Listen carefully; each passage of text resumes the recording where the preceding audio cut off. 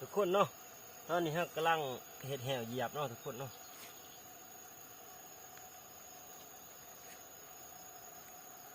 ตอนนี้กำลังใส่ไล่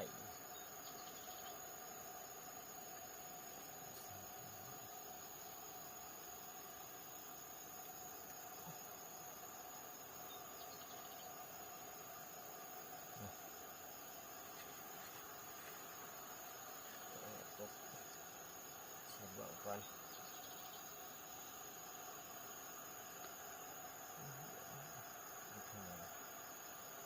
ก็ได้นะ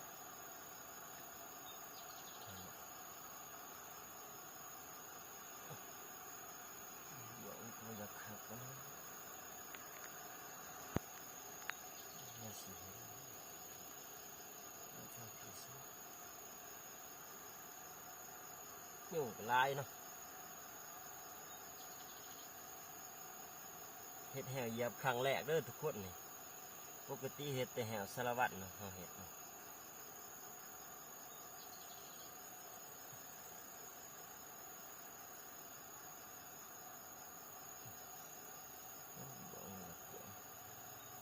นี่เนาะได้หมดนะโอ้โหมันเห็น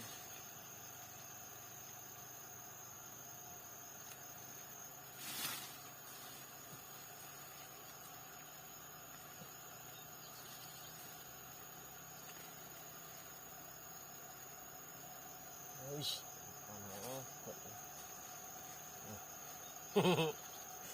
ลุ้นกันเนาะไม่อยาก